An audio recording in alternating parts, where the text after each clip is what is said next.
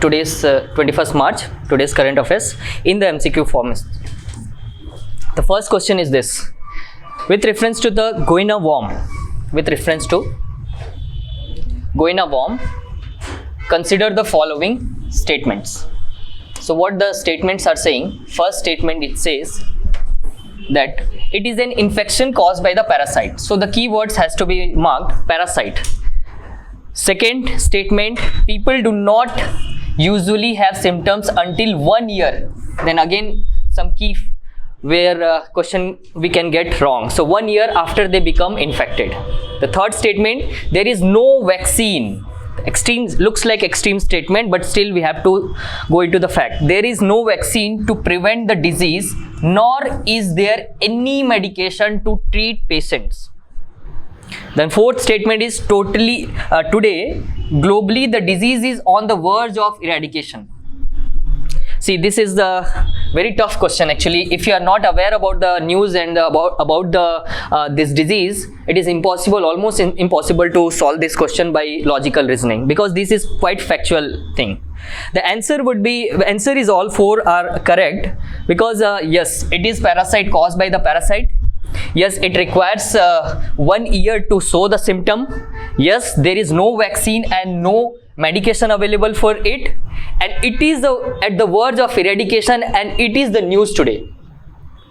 It is the news today because recently there is a news that today only there is a news that this disease, which is usually caused by the water, the worm enters into the human body through the water, and according to the Charter Center, it is said that it is at the verge of you can say the elimination, and it would be only second after smallpox.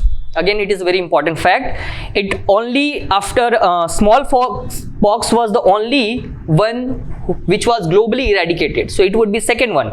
You see, from 1986 to 2000 current, 99.99% has been declined, cases has been declined. And what is the reason? WHO's preventive strategies has been reason. Despite any absence of any vaccine or any kind of medicine, we are able to eradicate this disease by using the preventive methods. So this is the first question. Let us move to the second question. Second question is about the new report recently released. Based on that fact, compared to 1951, the top 1% India's share in the national income almost doubled. Again, the facts. In 2022, the share of national income of top 1% Indians is higher than the seen in developed countries such as the US and UK. Which of the above are correct? Again, it is a very factual question. If you have covered the news, then only you will be able to solve it. So recently one report came on this. This is some of the data based on that report published by the World Inequality Lab. That report name is Income and Wealth Inequality in India. So you see that the share of top 1%, this is top 1%, is 22.6%, which was around 11% in 1951. It was around 11% in 1951. So it is almost doubled. So first statement is very correct, right? First statement is saying same thing, right? First statement it has doubled in as compared to 1951. So it is correct. The second statement is also correct based on this data. You see, in India, the top 1% hold the wealth held by the top 1% is 22.6%, while US, UK, their share is 10% and 20%. So India's share is higher. So that means second statement is also right statement. The third question is about the Nigeria. Nigeria is one of the African country. Okay, that knowledge we are having.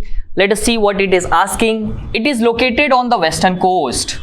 So you need to have the geographical location knowledge. So it is a correct statement. We know that the Nigeria is situated at the western coast. The second statement, it has the large deposits of petroleum and natural gas. Since it is a coastal area, you can have the logic, you can apply the logic, since most coastal areas can have or the more probability of finding the petroleum, gas and the other fossil fuels. So probably this can be right statement. Third is, it is Africa's most populous country. That you need to have the general awareness. Yes, all the three statements are correct. Answer is all three. Let us see. Yes, this is the Nigeria. This is Nigeria. You see, it is situated in the west coast, and it is one of the largest populous country in the African continent, and it is bordered by southern area Cameroon, eastern side Chad, northern side Niger, and in western side Benin. Nigeria is in news because of the mass abduction of the children, women and people. Alleged that the Burkina Faso, who is Boko Haram, who is one of the militant group functioning in the Nigeria, has abducted so many people, and mass abduction, kidnapping is taking place in Nigeria, and that is why it is in news and important to see the location of Nigeria. Next question is, there are two terms, Carmoisin and Tartagine, which recently been in news.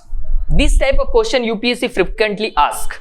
They will give some biological terms and they will say that the which among the following is related to this term. So this answer, the option they have given is the cancer, synthetic food colorants, new elements in the periodic table, and pesticides. So the answer to is the synthetic food colorants. It is in news because of the Karnataka recently became the third state in the country to ban these two color, you can say the which are used to make food colorful. So these are the two terms you need to use, and these are used in the gobi Manchurian and the cotton candy. So these kind of chemicals are being used in this kind of product which are not healthy for our health, right? So that's why Karnataka along with Kerala and Goa became the third state to ban this kind of chemicals to use in the foods. So that's why this was in the news. Next, it's from the science and technology, from the science and technology topic. It is talking about the VR, AR and the MR. In the previous year also UPSC has already asked about the AR and VR. So there is high probability that the MR, which is now getting more prominence, that is the mixed reality, they can ask again on this topic. So this is very important topic. Let us see what statements are saying. Virtual reality immerse the user into virtual world and prevent them from seeing the world. Yes, definitely it is a right statement, because virtual reality, we try to immerse ourselves in the completely new world, virtual world. VR, unlike VR, AR, we remain in the this present world, but we try to overlay some graphics. So this is also a right statement, and mixed reality is the combination of VR and AR. So you can see the all 1, 2, 3 would be right, and the MR merges the real and virtual world to create a new environment where physical and virtual objects coexist, interact in the real time. Yes, that is the correct definition, and all of the statement, all four are right in this question. So this is conceptual question. This is not the factual one. You need to know these kind of concepts related to the science and technology if you want to solve this kind of question. So this is the, you can say the visualization of the MR, mixed reality. The combination of both virtual reality as well as the augmented reality. When we combine both virtual world and the real world together, we get the mixed reality, and that was the question all about. Next question is, let us see quickly about the right whales. They have given the two statements. One is statement 1, the right whales got its name because historically whalers considered it right whale to hunt. So it was easy to hunt. That's why the name is right whale. The second statement, which is giving the reason, right whales were easy to catch, process because they were found close to shore, swam slowly and float when they were dead. which one of the following is correct with respect to the above statement. Both statement are correct, and statement 2 explains the statement 1. It was absolutely correct that it was easy to identify them, and that's why the name came as the right wells. And which is the well? This kind of well which are huge in size, easy to catch them, easy to identify them in the shore, and they float around the shoreline, and that's why they got the name right whale. Next question is, consider the following. They have given the 5 space telescopes or the space objects. They are asking which of the above are part of NASA's Great Observatories program. So that's here you need factual knowledge. You need to study this topic. Actually, only 4 is correct. This Gaia Space Observatory is of European Space Agency. Others are NASA's space object which has been deployed to study the space. Okay, so this is the great observatories, 4 great observatory. You see the Campton, you see Spitzer, you see the Chandra and Hubble. Here we can get confused that it may be linked with the India because of the name Chandra, but Chandra is also one of the part of Great Observatory of NASA from United States. Next question is about the Hindu Kush.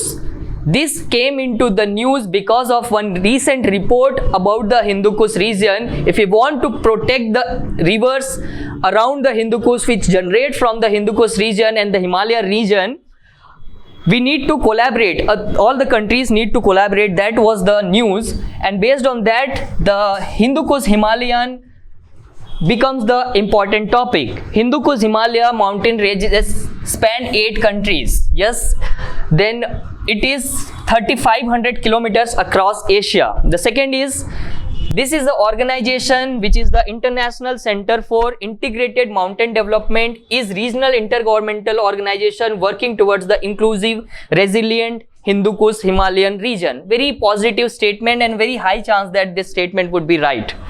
The third is this organization is based in Kathmandu, Nepal, and was established in 1983. This is very factual. You need to know, you need to study that, then only you will be able to solve that. From this question, the statements all are correct, and let us see. These are the Himalayan regions and the Hindu Kush region both combined. Here you will find the Hindu Kush region, and this is, the Himalayan region. 8 countries are Afghanistan, Pakistan, India, Nepal, Bhutan, Bangladesh, Myanmar and China.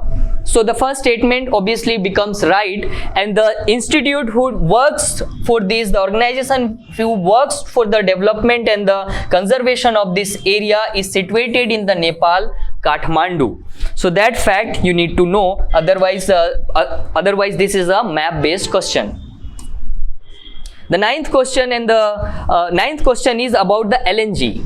Recently, we have launched, we found a news today only, the big promise of the small scale LNG as fuel for India, with first small scale LNG plant commissioned. Where it is commissioned? Vijayapur, it is in MP. Vijayapur, MP, at the GAIL's, you can say GAIL company, this plant has been commissioned. So let us see what the question is saying about the LNG. The question is about LNG. So first statement is LNG is natural gas that is cooled to -160 degree. LNG, liquid natural gas. It is the liquid form of natural gas, methane gas. It is the liquid form of methane gas. It is easy to transport it when you are having that in the liquid form. So LNG is the natural gas. It is the right statement. LNG is odorless, colorless, non-corrosive and non-toxic, and hence it is very useful for the automobile industries, especially for the heavy weight, or you can say the medium weight vehicles.